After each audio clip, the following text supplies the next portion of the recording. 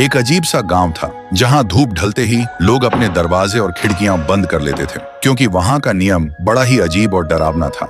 रात के ठीक 12 बजे से पहले हर घर के बाहर मिट्टी के बर्तन में सबसे अच्छा खाना रख दिया जाता था, क्योंकि वहां के लोग कहते थे अगर किसी ने खाना नहीं रखा तो सुबह तक उस घर का कोई ना कोई सदस्य मरा हुआ मिलता और उसका शरीर बिल्कुल खाली होता। इसलिए डर के मारे लोग खाना रख देते थे। इसी गांव में थुंग थुंग नाम का एक आदमी रहता था। वो इतना कंजूस था कि एक दाना किसी को देने से पहले 100 बार सोचता था। लेकिन एक दिन थुंग थुंग ने एक भयानक तरकीब निकाली। एक रात उसने गोल गोल पत्थरों पर आटे का लेप लगाया और उन पर घी जैसा पीला रंग पोत कर बाहर रख दिया। फिर आधी रात के बाद थुंग थुंग को बाहर से कुछ अजीब सी आवाजें सुनाई दी। डर और जिज्ञासा के बीच वह धीरे से उठकर खिड़की के पास गया और बाहर झांक कर देखा। एक साया झुककर उन पत्थरों को चबा रहा था। देखते ही थुंग थुंग का गला सूख गया। तभी वह धीरे से अपना चेहरा ऊपर उठाती है और थुंग थुंग देखता है। वह एक औरत थी। उसका चेहरा बिल्कुल सफेद था और आंखें सीधा थुंग थुंग की तरफ देख रही थी। और फिर एक पल में ही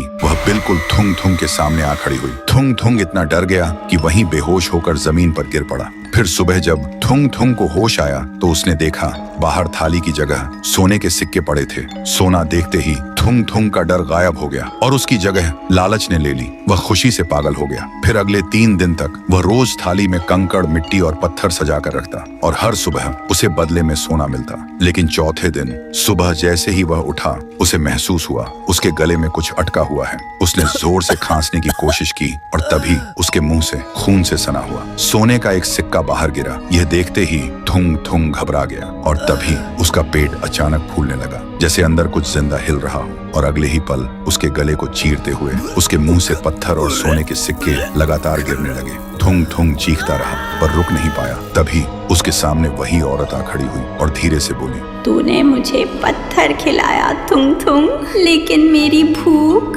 तेरे लालच जैसी थी जो कभी खत्म नहीं होती। तभी थुंग थुंग का शरीर धीरे धीरे सख्त होने लगा और देखते ही देखते वह पत्थर बन गया। अब उसके चेहरे पर मौत का डर हमेशा के लिए जम गया था। तभी वह औरत उसके करीब आई और उसके कान के पास आकर बोली, याद रखना, आज रात 12 बजे तुम्हारे घर के बाहर भी एक थाली जरूर होगी, अगर तुम वीडियो को बिना लाइक किए चले गए तो।